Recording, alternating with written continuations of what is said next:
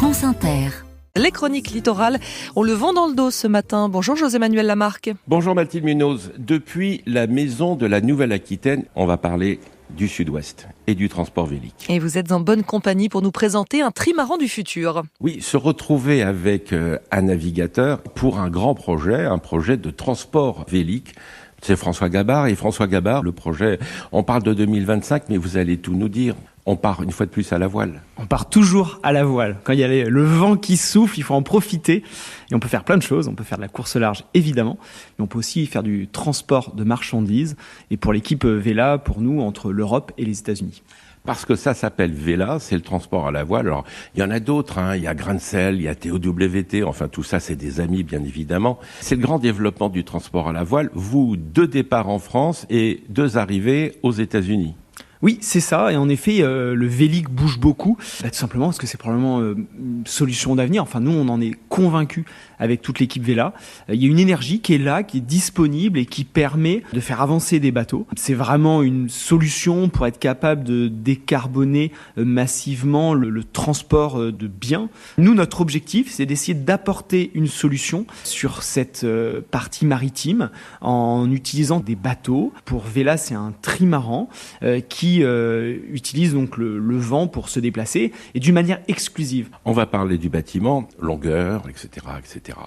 Donc c'est un trimaran, un multicoque, un trimaran, un bateau de 65 mètres de long, 25 mètres de large, un mât à 55 mètres de haut. Donc pour avoir des ordres de comparaison par rapport au bateau de course large sur lequel j'ai l'habitude de naviguer, c'est un bateau qui va être 2 fois plus long que le trimaran SVR Lazartigue, à peu près la même largeur, et par contre c'est pas du tout les mêmes masses, c'est 60 fois plus lourd en charge, puisque c'est un bateau de transport de marchandises, donc forcément c'est un bateau de fret. C'est toujours le transport à palette. Oui, on a fait ce choix de transporter des palettes plus adaptées à nos bateaux, plus petits que des grands porte-conteneurs. Et on a aussi des bateaux qui peuvent aller dans les ports secondaires, avec une autonomie aussi du bateau pour charger et décharger sa cargaison.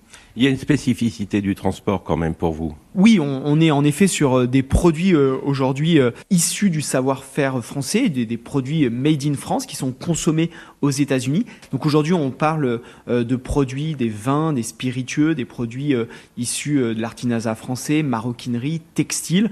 Et si nous sommes à la maison de la Nouvelle-Aquitaine, c'est qu'il y aura un départ depuis Bayonne. Oui, pour pas mal de ces produits, et en l'occurrence dans les vins et spiritueux, moi, je suis charentais d'origine, donc j'ai grandi au milieu du Cognacé, donc que ce soit les vins du Bordelais ou les spiritueux, donc le cognac en Charente, on essaye de développer justement des ports secondaires qui vont être le plus proche possible de la zone de production. Et donc on travaille en effet avec le port de Bayonne, également avec le port de La Rochelle, pour être capable donc d'aller chercher la marchandise le plus proche possible de son lieu de production et l'amener de l'autre côté de l'Atlantique le plus proche possible du consommateur. Arrivé aux États-Unis, durée de la traversée ? Alors, on est sur des traversées entre 10 et 15 jours, ce qui est un tout petit peu plus, sur la partie maritime, ce qui est un tout petit peu plus long que le maritime conventionnel. En revanche, sur toute la durée d'acheminement des produits, on espère gagner du temps sur le pré- et post-acheminement pour pouvoir avoir un temps logistique global